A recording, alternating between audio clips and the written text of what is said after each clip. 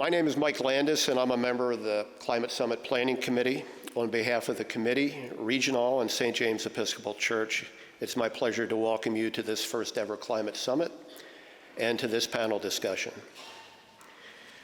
The scientific evidence is overwhelming. The climate is changing, and human activity is the primary factor in the acceleration of climate change over the past century. Regardless of how successful humans are at limiting the root causes of our warming planet, warming and acidification, extended periods of drought, and extreme temperatures and other deleterious effects of climate change, the ability to prepare for and recover from and adapt are often framed in terms of sustainability and climate resilience.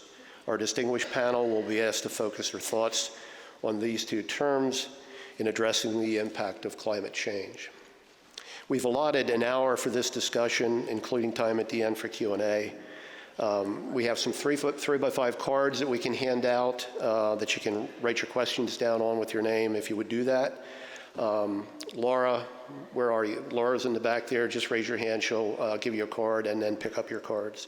And then I'll use those cards to ask the questions at the end. So at this point, I will introduce our panelists.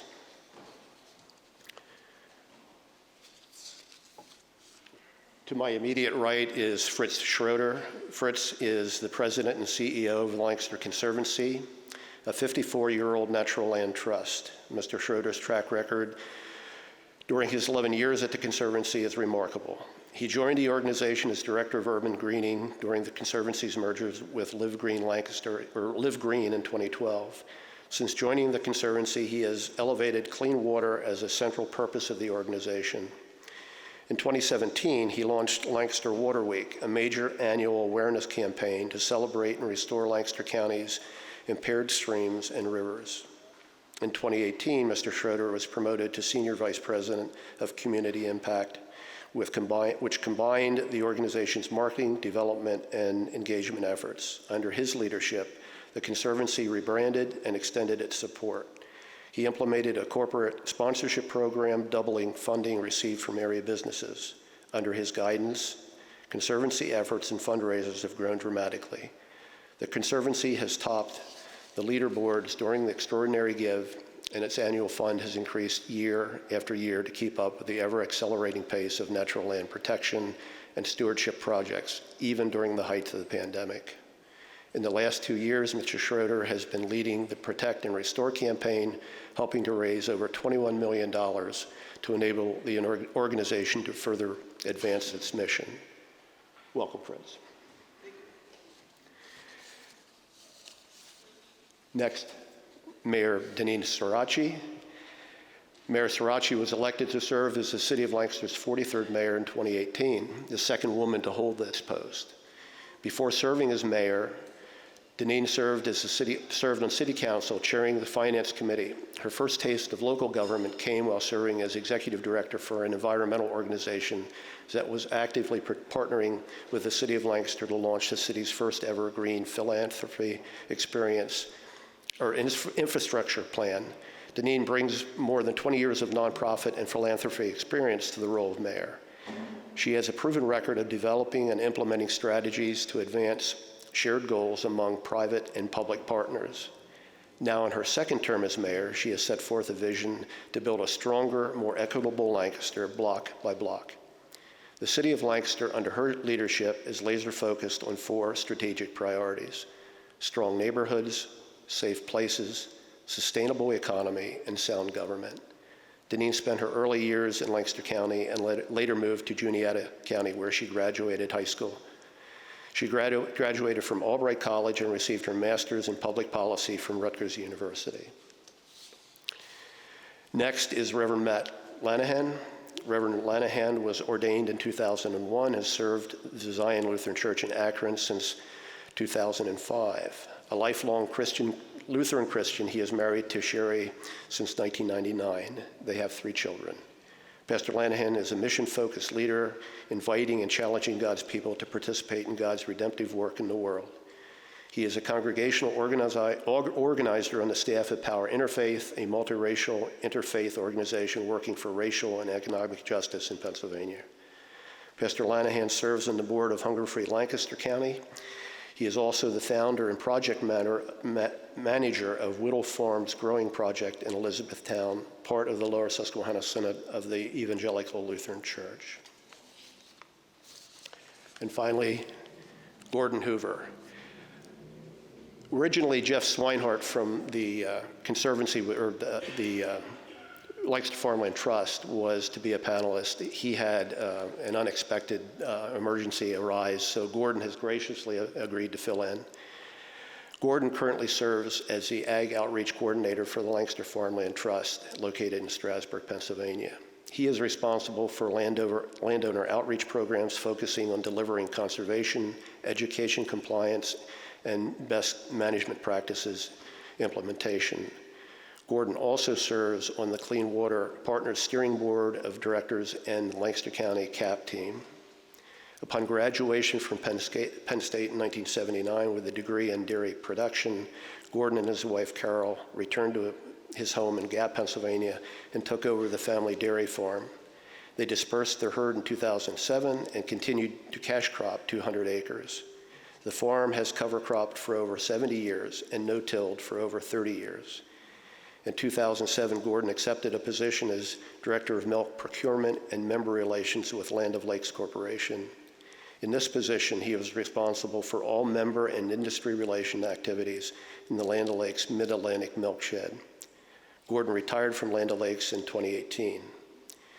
Gordon is engaged in many state and national dairy and agricultural organizations, including Land O'Lakes Corporate Board, National Milk Producers Federation Board, and Pennsylvania Farm Bureau. Gordon is also active in the township, Salisbury Township, formerly serving on the Zoning Hearing Board, and he currently serves on the Board of Supervisors since 1995 and is presently the board president. That is our panel.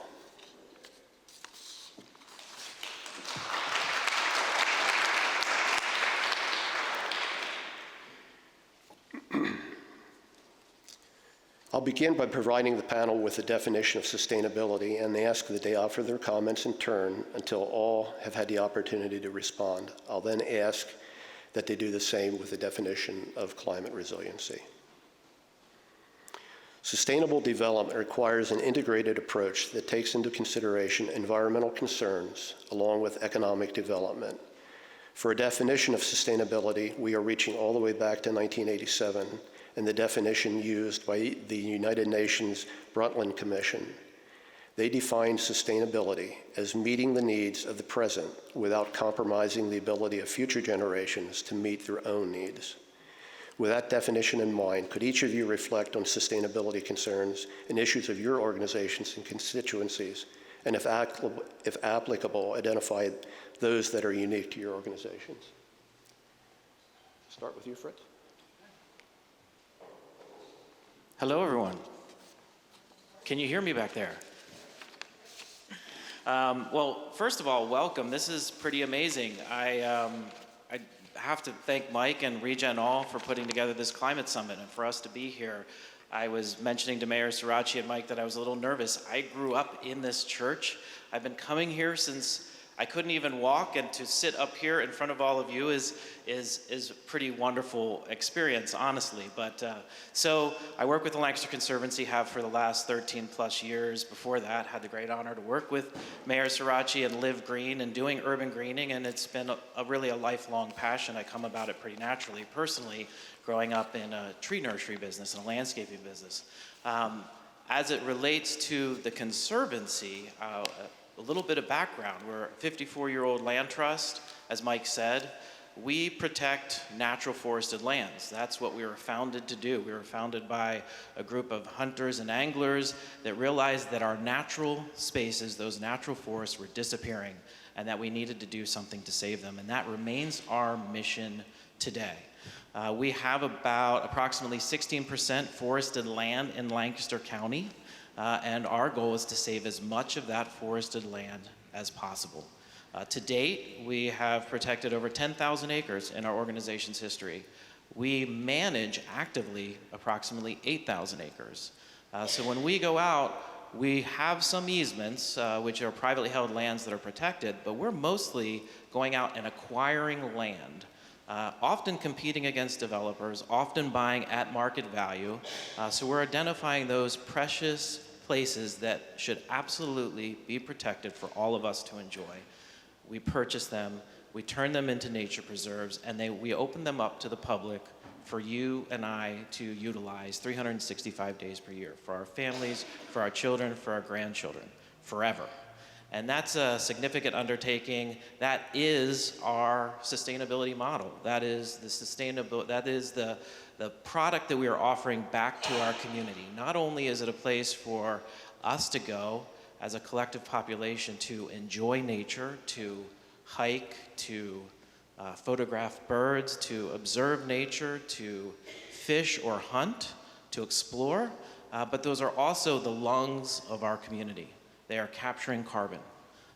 They are also incredible locations to capture stormwater and to clean the streams. And that is a large part of our effort moving forward. We believe that they're not only great places for you and I to go and explore for health and wellness purposes, but that we're literally helping our community advance sustainably.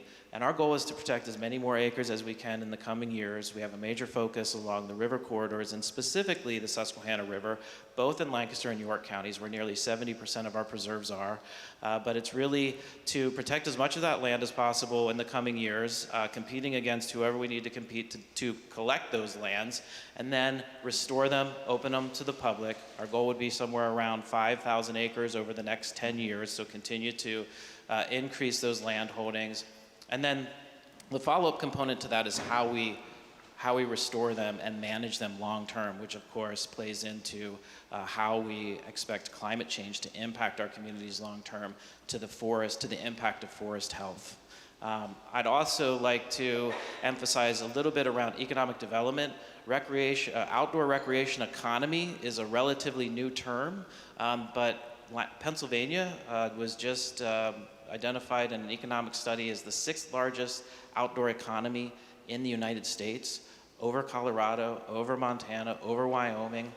We have a great opportunity within our communities of Lancaster and York to continue to grow those economies around our river and trail towns. As we look at how we're developing our transportation long term, there's so much opportunity for local and regional economic development, which of course is sustainable economic development. And we believe that plays a big part in our community's long-term sustainability. All right, we're just gonna go down the line. Good morning, everybody. My name is Danene Sorace. I have the honor of serving as mayor. And it's fun to be up here with Fritz because we started this work together, I don't know what year that was, but we were a very fledgling organization, and to see Fritz now as the president and CEO of the Conservancy, I don't know, just it's really humbling to be on the stage with him and to participate in this work in the county. So I just want to talk a little bit about water and sustainability related to water.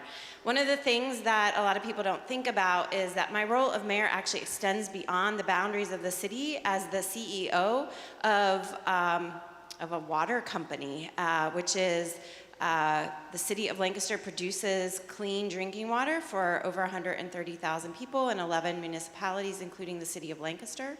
We operate 2 water treatment facilities producing 36 million gallons of water daily.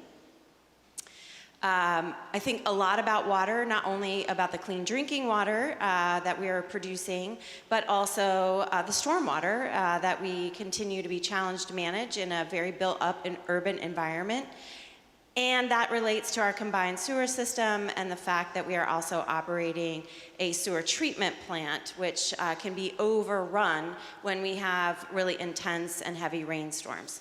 And so the water that we're drawing from the Conestoga River and its cleanliness and the water that we're drawing from the Susquehanna River and its cleanliness have a direct cost relation to the water that we are eventually pumping throughout our system.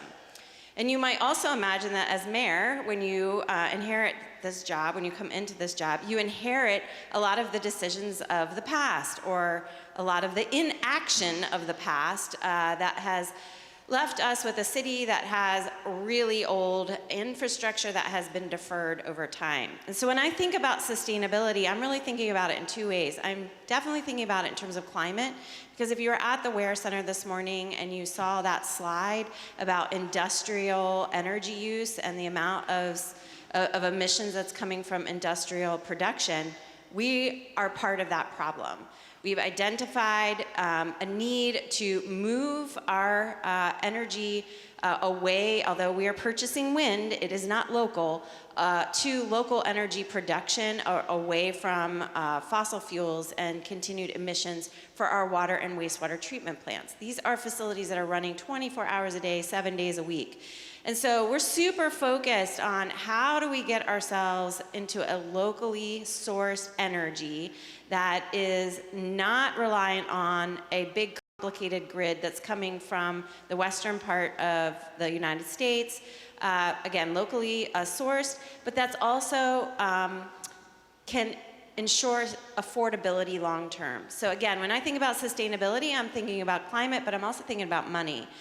We are seeing water commoditized in ways that are costing people at least 30% more than what they might be paying in the city of Lancaster. We can see that as close as Columbia with privately owned water. This is a really important factor for us in terms of how we move ourselves into locally sourced power to not only address our climate priorities, but also economically sustain the individual homeowner, renter, et cetera, but also our businesses that require water to produce and manufacture food, to provide our healthcare systems, and so on. So that's kind of how I think about sustainability in this two-way system, and it's like the sweet spot that you can hit when you're thinking about from an energy operations perspective, as well as an impact on our residents, our customers, and their ability to afford water and to be able to effectively manage wastewater as well. There's a lot more to that topic, but I think I'll pause here and pass it down. Thank you, Mayor Sorace. So, how many of you ate a healthy meal already today? Anybody here eat a healthy meal? How many of you are planning on eating a healthy meal sometime today if you haven't already? How many of you who either ate a healthy meal today or are planning to eat a healthy meal today know you have access to that food? You know you can get it. About 9% of Lancaster County residents are food insecure, according to the USDA definition, which is food security is a household's ability, financial ability, economic ability, to acquire the daily nutritional food needs for every person in the household every day in a given month. That's the definition of food security by the USDA, and how that's determined obviously by, and whether or not someone needs federal food support is determined by one's income, right? How many of you know where the food you ate or are going to eat today came from or comes from?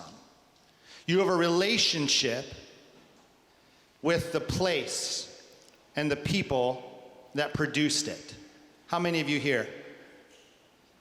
In Lancaster County, it's actually even easier, right? I mean, we are one of the most productive agricultural counties in the United States. Much of what we produce here actually doesn't get sold here, but gets sold in other markets. Why in a county that is as food productive as Lancaster do we have a food insecurity problem, where anybody here in this county cannot access the nutritional food that they need every day? So we have a problem that I think is a food justice problem, because there's this inequity around who can access food and who can't, the food that they need. Urban residents, black and brown residents, have a much higher rate of food insecurity than people in other parts of the county, but if you look at some statistics, you'll notice there are pockets of poverty in the northern part of the county in rural areas, and in the southern part of the county in rural areas as well.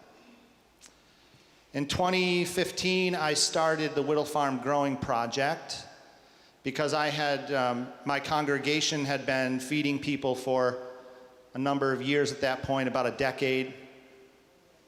And we realized that we couldn't food bank our way out of food insecurity in the county. More and more people continued to need food and didn't seem to have it, to access it. So we started to ask why. 2010, some of us started Hunger Free Lancaster to begin to look more deeply at the problem of food insecurity. And then in 2015, I started the growing project at the Wittel Farm, which is an 85-acre farm preserved with Lancaster Farmland Trust since 2021. We are growing on about 7 or 8 acres at this point. We're growing we're practicing regenerative practices, and we're growing fresh vegetables to share with our neighbors in the community as a way of getting fresh vegetables, locally sourced fresh vegetables, into the hands of food insecure neighbors. But here's the other piece about sustainability that I think that I want us to think about now. And that is that probably like me, the majority of you in this room are in no way producers of your food needs. How many of you garden? And would you say you produce in your garden 50% or more of your household's food needs? How many of you say you produce 50% or more of your household's food needs in your garden? 25%? 10? Couple of tomatoes? Everybody gardens and they grow a couple tomatoes in the United States. I talk to a lot of people that way. We have a bigger problem in the United States when it comes to food production and consumption. And that is that we have externalized the sources of our food production to such an extent that most of us have no relationship whatsoever with the sources of that food, with the land from whence it comes, and the people who are devoted to growing that food for us. It's a small percentage of the population. We take for granted in Lancaster County, because there are farms all around us, with whom we have marginal relationships, if any at all. We've externalized the sources of our food, and we've all become food dependents, to the extent which I think it's endangering the human community and endangering other species. I would say that a large part of climate injustice is related to our food dependency and our having become almost exclusively consumers, extractional consumers.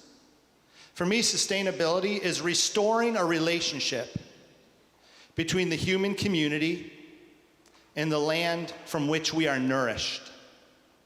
And it's also about limited use of that land, not seeing it only as an extractional resource, but as a place where the natural world must thrive in order for us to thrive.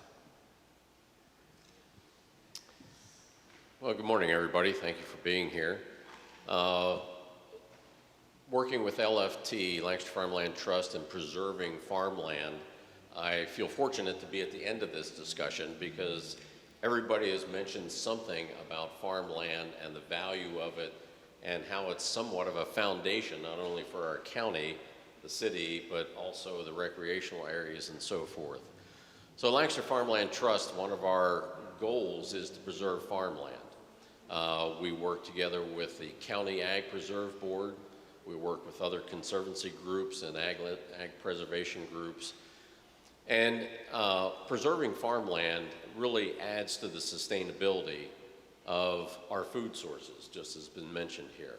It also adds to environmental regeneration. So groundwater is filtered through all the acres of farmland in the county. The other thing that preserving farmland does is it fends off a little bit, if I can use that word, the human development that we see around us.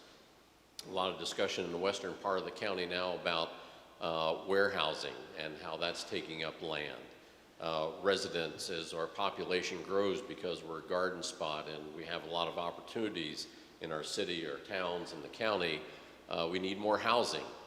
So how do we provide all of that and still maintain this agricultural heritage, this agricultural base that we have, and the food opportunities, the production opportunities here? So ag land preservation from our platform really is a keystone to Lancaster County. We have a lot of small farms in the county. Obviously, agriculture is a commodity-based industry. Size and scale consolidation continues to develop in that industry. So our small farms here, we need to preserve them. We need to keep them sustainable. So one way is to preserve the land. The other way that we're trying to keep these farms sustainable is through our conservation outreach, which was just been introduced in the last 10 years within the Lancaster Farmland Trust program. And part of that is these small farms, how do we keep them sustainable and meet this environmental need of water quality, sedimentation control, nutrient management. And as smaller farms, they don't have the cash flow that some of the larger farms do to implement some of these best management practices on their farms. So it's an opportunity for us to add value to these preserved farms, to keep them sustainable for the next generations, and also keep them viable here to serve the county, to provide food, to provide open space. Look at our tourism industry. A lot of that is based on this agricultural landscape that we have and just the agricultural heritage that we have. So preserving farms provides a multiple array of scenarios for sustainability in the county, not only food production, conservation, land quality, water quality improvements, economic. So the three-legged stool that we talk about in agriculture today is profitability. If you don't make money, your business isn't going to succeed. And just as you mentioned, people don't understand where their food comes from. They think it comes from the grocery store. You know, you sit around the Thanksgiving table today and there's really nobody there anymore at the family that has any connection to the farm. Used to be grandpa or an uncle could explain where the turkey came from or the mashed potatoes. So profitability is a big one. Management is another big one to keep that farm, keeping it profitable. But the last 50 years, environmental sustainability has been that third leg of the stool. And there's been a lot of education and outreach in the agriculture community, not only from the Lancaster County Conservation District, DEP, from the national level, you have NRCS, but there is a plethora of conservation organizations out there, many of them attached to the Bay efforts, other Conservancy and preservation groups that are doing a lot of outreach with farms. And if you could go back 100 years and look at the landscape of Lancaster County and compare it, that farm landscape to today, you'd be bowled over. The erosion that took place 100 years ago, the lack of conservation, best management practices in place. Farmers, the agriculture community has made a huge improvement, and we want to continue that improvement. It's an ongoing scenario, and at Lancaster Farmland Trust, through preserving these farms and helping preserve that family legacy, that heritage of agriculture in the county, is the way we're trying to help the sustainability of the environment in the county. Thank you. Going beyond the broader term of resilience, since this is a climate summit, I'd like you to give your provide your thoughts on climate resilience. The Union of Concerned Scientists, in an article published in June of 2022, used the following definition. Climate resilience is about successfully coping with and managing the impacts of climate change while preventing those impacts from growing worse. Again, if you're able, could you also identify any coping and managing strategies already implemented or planned, and that you see might be unique to your organizations or constituencies? I'll stay laser focused on the Conservancy's work, and I'll start with our nature preserves and then expand out to community outreach and how we're trying to bring the rest of the community into this challenge. Obviously, we're seeing a lot of changes and shifts in how our nature preserves function. We're seeing more invasives than we ever have before. We're seeing impacts of disease that come through and impact certain trees, and we have a professional team that includes a forester, professional landscapers that are on these nature preserves on a daily basis, essentially monitoring them. They focus a lot on looking at how stormwater impacts the nature preserve and the surrounding communities. So we're doing a lot of work with wetland restoration, and wetlands are heavily impacted by the invasive plants that come in. We're doing a lot of work around our stream corridors. We're modifying meadows, and all of that is toward more native plants to support more of our local wildlife, to support the species that really help our community be sustainable long term. We are building out our nature preserves, many acre by acre, acquisition by acquisition. A place like Tuckwon Glen started as 50 acres and now is 300 acres, and we continue to look to expand that. It's the same thing with Clark Nature Preserve just up the river. Those preserves continue to expand. And as they go from small parcels to large parcels, you actually get an interior forest that certain species will call home that they won't in your neighborhood or my neighborhood. That's a really important underlying component to the sustainability of our community long term. That stewardship team that's not only looking at that forest health, the land protection team that's not only looking at expanding the nature preserves, but they're also looking at how we sustain the trails through torrential downpours so that you and I can continue to safely use the nature preserve, so that as simple a thing as we don't really think about, you may not think about the trail, is a huge part of what we do to manage those preserves, to not only make sure you and I have a fun and enjoyable and safe experience, but to keep us on the path and outside of the interior forest, because of course we want that to be as protected as possible. Now, we had a realization a few years ago. We could protect these islands of forest, but if that's all that's protected, we as a community will not be sustainable and most likely won't survive. So we started to look at how we could do outreach based on our expertise.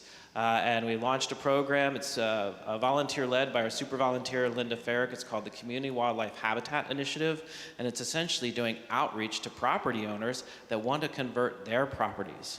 And this was an acknowledgement on our part that if we have a preserve here and a preserve here and there's no greenway or no connection, then we're failing as a community. We need those greenways, and many of them exist along our streams. But we look at each one of our individual properties, each property where you live and where I live, as little nature preserves, and how do we convert them to make them as sustainable as possible? Through removal of invasive plants that may be being spread with their seeds by birds into our wild areas, adding more native plants and pollinators to support the butterflies and the insects where we're seeing collapse of species populations, and how do we bring that connection deeper to our community? I have some information here. There's also a table in the next room over. We'd love to engage with you if you haven't thought about that for your property. Then we also looked at clean water issues, and of course, you've heard all of us address and talk about clean water, and that's when we launched Lancaster Water Week, because we felt that there was a need to educate the broader community, to bring everyone in to celebrate this incredible resource, which is 1,400 miles of streams and rivers that, oh, by the way, is our drinking water. This amazing resource that runs through the city of Lancaster and the heart of Lancaster County, the Conestoga River, that most of us have turned our back on, but is now under its own renaissance. These kind of connections to nature are the next step for all of us. They help everyone as we bring people into the clean water movement to recognize the importance of a water resource that may connect to the food resource that may connect to this carbon challenge that we're facing. And we feel like it's all holistic in one. And that's our specific focus in this area moving forward, now and moving forward. Mayor Sorace. All right, so thank you. Climate resilience for the city of Lancaster involves a really high-tech, futuristic best practice that's called a tree.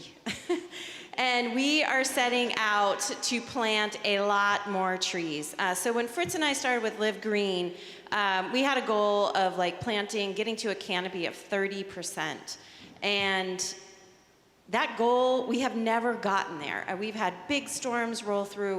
We've planted the wrong trees in the city of Lancaster that have been susceptible to a lot of the environmental wear and tear of being in the city. They've torn up sidewalks, they fall down, they crack, they do all of the things that really have residents of the city going, I don't want a tree in front of my house. That's a liability. I don't want to deal with that. And so we have a lot of education to do block by block to increase our street tree canopy and canopy in general. So if they have a larger yard, we want you to plant a tree in the back as well. Our goal is to get from 23% to 35 to 40%. And I don't know if any of you have had the opportunity to go someplace high in the city and look out across maybe the Exchange or trying to think of like other places that are super accessible, top of a parking garage. You can literally see the tree canopy across the city, and you can see where there are not trees.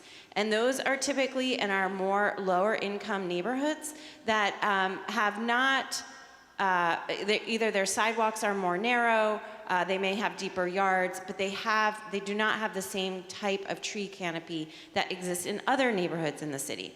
We are working to address that and have received a $500,000 grant, actually through the county's ARPA funds that flowed through Clean Water Partners. So this is a very much a joint effort, inclusive of the Conservancy, to really increase our canopy. And the reasons are so important. They are this, like, just as I said, a high-tech tool that is pumping water. It is cleaning the air.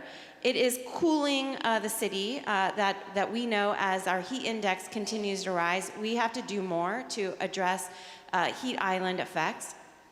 And I had this fascinating conversation yesterday with a woman at the University of Pennsylvania about our air quality report. How many saw and continue to see the American Lung Association's report about air quality in the county? It's abysmal. And what is that about? And I learned that it's actually a multi-layer issue that has to do with a lot of different things. And there's not actually a whole lot that the city can do to address those things that are outside of our municipal borders, but for two things. And that has to do with tree planting as something that we can address block by block, and also working on transportation and our transportation infrastructure. And so one of the things that the city, and hopefully you're going to be hearing about this in the coming months, is exploring that's going to address a lot of needs for us, especially on the environmental side, but also on the workforce side and the economic viability of our families, is let's toss the car. Let's continue to build out our active transportation plan, but then let's also think about how we use microtransit in a new way, which is like an on-demand Uber, if you will, that can stack rides and efficiently move people around the city and the county in a way that they don't need to own a car, they don't need to worry about having a license, they don't need to spend a lot of money maintaining that car, and they're able to get to and from a workplace that really desperately needs them right now. And so these are a couple of things that we're working on around transportation and trees that are in our sphere of influence. And we're really encouraging all of you to talk to your elected officials wherever you may live about the ways in which your community can address air quality and urban canopy in your communities, and just plant more trees. Thank you. Thank you. Plant more trees sounds good to me. At the Wittel farm, we are really concerned about soil health and soil health management. So our practices include crop rotation, crop diversity. We plant cover crops throughout the year, different species of cover crops, given our soil health needs. We have partnered with organizations to support that work, including the Rodale Institute up in Berks County. They're really I think in many ways, the scientific gurus of regenerative agricultural practices. We're working really hard toward no-till, we're chemical-free. We grow a diverse vegetable crop, so I think this year we have maybe 15 or 16 different kinds of vegetables that we're growing on about 7 acres, 6 or 7 acres. We also have 40 acres of forested land, and so we're working on managing that forested land. I think we can do better than we've been doing, but I think for climate resiliency, the name of the game for us is really partnerships and cooperation with other organizations and communities around us that are either already doing the work that we need to do or can come alongside us. The Wittel Farm is an 85-acre gift that we get to manage together. And what I've intended to suggest about the Wittel Farm is that it's not the property of the Lutheran Camping Corporation, or it's not my farm that I'm farming for the sake of everybody else that we're trying to feed or whatever. It's a community space. And so we're really trying to bring people from the communities, from Lancaster County, Lancaster City, to the farm to have an experience with the land and to come to some richer understanding of how food is produced, healthy food is produced, what it takes to manage soil health. Wittel Institute has done a long-term study on regenerative practices and carbon sequestration, and how regenerative agricultural practices, which include some of the practices I mentioned, no-till, crop rotation, cover cropping, for reforestation of some land, can really be part of the carbon drawdown and carbon sequestration that may be helpful in developing more climate resiliency. And like I said, one of our key pieces is, reaching out and growing our partnerships, both in the city and around the county, and bringing people to the farm to have an educational experience. We got a $100,000 grant to put in an outdoor classroom pavilion with a kitchen that will allow us to do some farm-to-table food preparation demonstrations with a couple local chefs that are interested in our work. So we really want to have people come to the farm and have an experience there, because I think it's going to take the efforts of all of us together as in a local community effort to address the necessary adaptations to deal with the effects of climate change. One of the things we're noticing at the farm, by the way, is the changes in the water cycle. So we're experiencing now, I think, really a need for rain. So I've been praying for rain for 2 weeks, and maybe longer. We're hoping for some rain today. But what we experience now is, long periods, long stretches of drought kind of conditions, and then we get these, torrential rains where we get 2 or 3 inches in a short amount of time, and it really creates some challenges for people that are growing food. So. I'd have to echo a lot of things that were just mentioned here as part of the outreach of Lancaster Farmland Trust. Like I mentioned before, preserving land is where we start. Preserving these open spaces, these farms, trying to fend off development where we can. We try to be strategic where we're preserving farms. We don't want to go into a community's planned development area or planned growth area because we do need to grow. The other thing that was mentioned was invasives. Today we're more a part of the global community than we've ever been, and we will continue to grow in that global community. That has a lot of positives to it, whether it's economic, cultural, but it's also got some negatives. Where did the invasives come from? Well, probably bringing a boatload of TVs from Japan. Anyway, we will have to fight these battles ongoing, and as we do more of this research and we develop these best management practices, how do we get them onto the land? How do we get them implemented? So that's been kind of a new forefront for us with preserve farms. We want to help these preserve farms be the best that they can be. And so outreach and education using organizations like Wittel, Pennsylvania No-Till Farmers Alliance. There's a lot of support groups out there, and how do we bring that together onto these farms?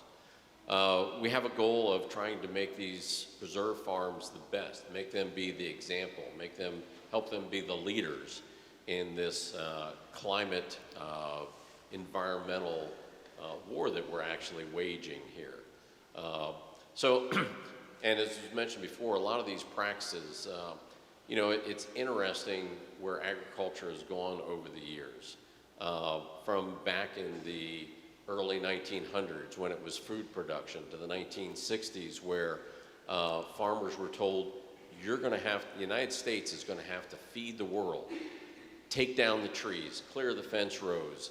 You got to farm, you know, boundary to boundary because we're going to have to feed the world. The message just changed greatly in the last 60, 70 years of, you know, we've kind of destroyed some of this biodiversity that helps sustain the health of the soil, the health of the population. So a lot of things are changing right now, but it all kind of comes back to the land. So how do we preserve the land? How do we maintain the land? And so through these partnerships that all of us are working with, that's how we'll blend it together. One of the things I like to tell farmers today is and I mentioned this before, we're in a new era of agriculture.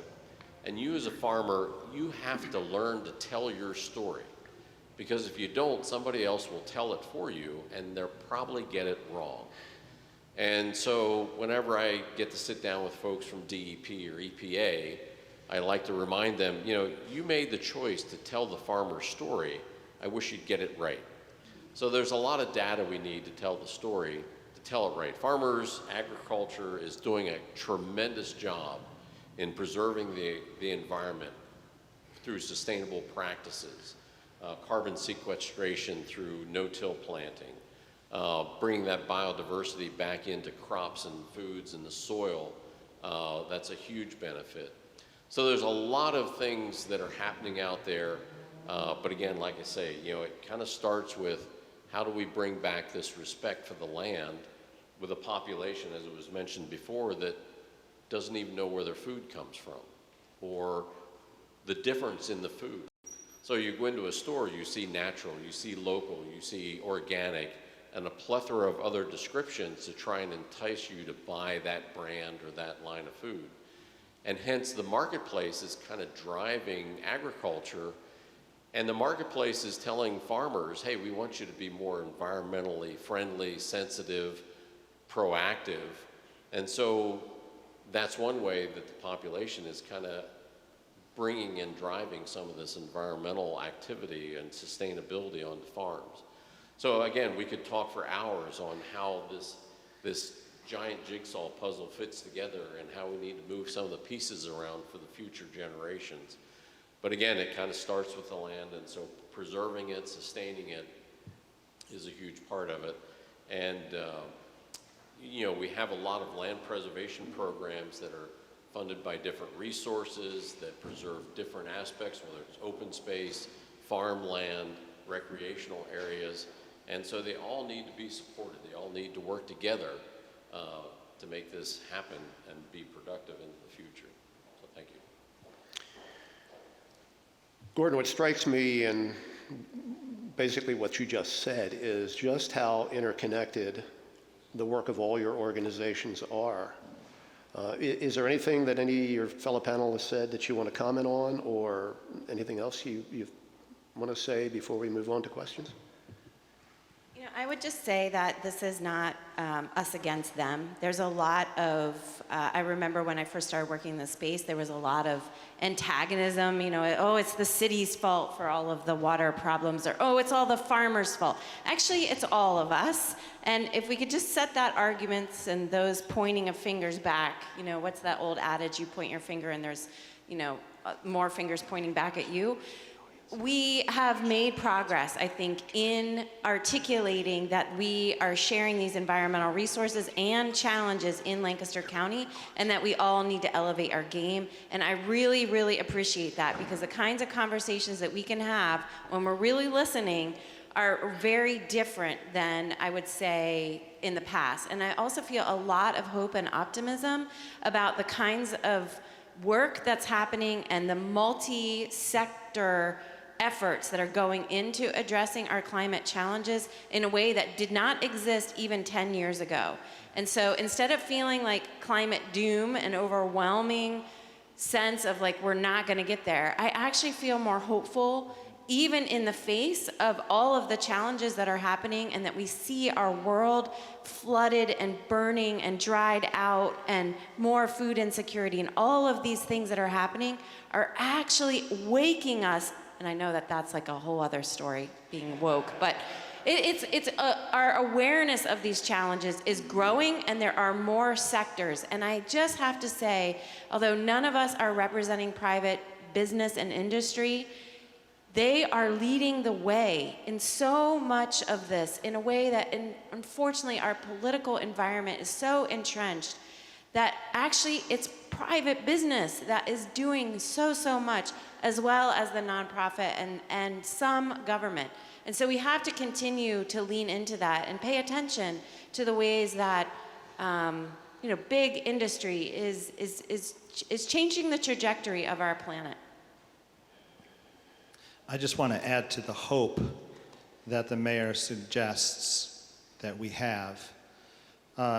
We partnered with the Alliance for the Chesapeake Bay a couple years ago in 2020, and we planted about 150 fruit-bearing native trees: persimmons, pawpaw, American plums, elderberries, service berries, blueberries, and about an acre of sugar maples on the farm. And some of those fruit-bearing trees are already productive. Elderberries have been productive in the last year already, which is pretty amazing. And we also received a plant grant from the Xerxes Society of 1,000 plant plugs of native perennial ornamentals that we planted all over the farm in these large garden areas, perennial gardens, to support native pollinator species of insects. I remember as a kid on my farm in upstate New York that in the summertime, wherever you drive, you'd end up at the end of the day with a windshield just full of bugs, right? Buggy windshield, you'd have to wipe it off. That doesn't happen anymore because the insect population has been decimated. One of the things I'll say that's about climate resiliency, I think, that's really a powerful and meaningful thing to me, is that at the farm, we discovered a native bee species, a cellophane bee. That's a ground nesting bee. They look like honeybees. They're a beautiful species. And they, every spring for the last 4 years, they nest in a large part, probably about a half an acre area of our land, the farmhouse land and part of our one half-acre field. And it's just a beautiful experience to sit in the middle of these ground nesting bees while they're building their nests and laying eggs. And you can sit in the midst of these bees, and there's probably thousands, maybe even hundreds of thousands of these bees nesting in May. While planting is going on in our fields, we can sit among these native bees. And we know the native bee population is under threat. And so it has been assigned to us that the work we're doing there, the restorative work we're doing, is supportive of this native bee species.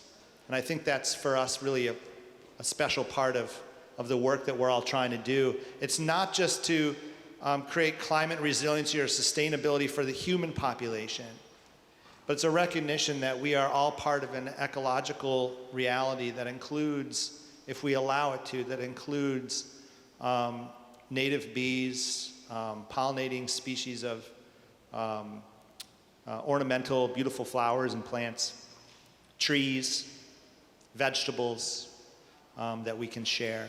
I'm waiting for a day when food becomes once again a gift that we share in community around big tables where we've made the food together and we're sharing it as part of what it means to be in community with each other. Any questions, Laura?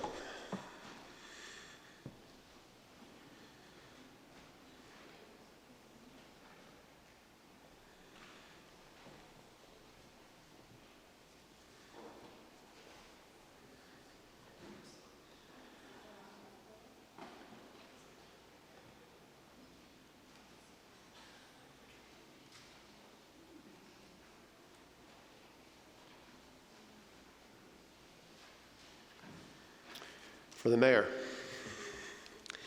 I'm very impressed with the City Crossings property on the corner of Lemon and Prince. They have converted many of their planting areas to native plants, truly a jewel in the urban area.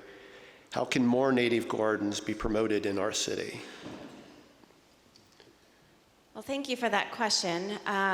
We have a variety of volunteers that are actually helping us with our rain gardens. And this is a place where you can adopt a rain garden and help us in maintaining those rain gardens and making sure that we're continuing to utilize natural plants. Rain gardens don't function with non-native plants well. They can't withstand the wear and tear, quite frankly, of being in an urban environment. And so if you catch me afterwards, I'd love to have your information and we can loop you in and help us adopt a rain garden.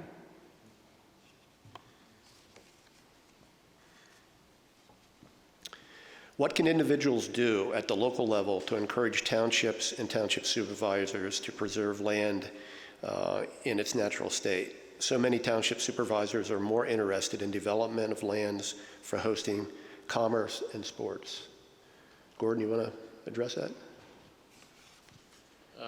That's a great question, and something that township leadership are really discussing more and more.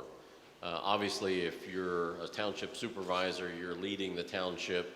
The practicality, the reality is you do have to have some income. You have to figure out how you're going to manage your tax base. If everything is open space and you don't have any way to generate tax base to support your population, that's a challenge. So we have a number of townships that we work with at Lancaster Farmland Trust that have land preservation programs. A couple of them are fairly populated townships that they've created. We haven't had any referendums in Lancaster County, but other counties in the area actually have a referendum. They'll put it on the ballot, get support from the population, and take a percentage of the earned income tax. It might be $5 a family a month, but it adds up to hundreds of thousands of dollars to preserve lands. It costs money to preserve land, so you have to weigh that scale of, do we take it out of the tax base, create a new tax base, and of course tax is just a dirty four-letter word. So there's some challenges there. We've had one township in the county that we work with quite a bit, preserving farmland that uses tipping fees from a landfill in the county or in their township. So it is a subject that's more and more discussed. It's normally going to take some participation from the residents. Township supervisors are motivated and invigorated by whoever shows up at the township supervisor meeting. And so that's a big part of where this gets started and how it gets motivated.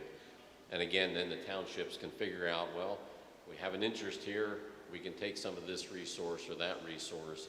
But again, it's a balancing act at the end of the day, but it's really driven by residential input into their decision making. Chief, I'm sorry, I'm going to keep calling him Chief. He's our retired Chief of Police from the city of Lancaster. So I just want to add on to that. There's 60 municipalities in Lancaster County. This is a very complicated issue to take on county by township by township, borough by borough. And what I want to say is that there are ways as a county that collectively we can fund this with the wherewithal to just a small percentage, a 1 cent tax, a 2 cent tax, that can go into the kinds of priorities that we have as a county. Because as a city, I take it that we want the kind of density, we want to do more infill development, we want to build into these existing urban environments, as well as our boroughs and small communities in urban growth boundaries. That is reducing the demand for farmland and destruction of our natural forested land. And so we have to work at that very intentionally. We have a county plan, the 2040 plan. There are ways that we can think about this much more holistically, which quite frankly takes the burden off of smaller communities that don't have the tax base, and we don't want them to have that tax base because that is antithetical to our goals around climate and land preservation. And so we have to think about this much more holistically rather than all of these little boundaries that exist in our county. Thank you. Matt, this is for you. Does Wittel Farm have a social media presence? If so, what is it, and how do we find it? Yeah, so our website is whittlefarm.org. You can go there and learn about what we're doing and when. We welcome community groups and volunteers throughout the growing season. We have special public planting days coming up in May, where every Saturday in May is really a time when we're inviting the community to come out to the farm to help us plant thousands of our vegetable plants. It's a big undertaking.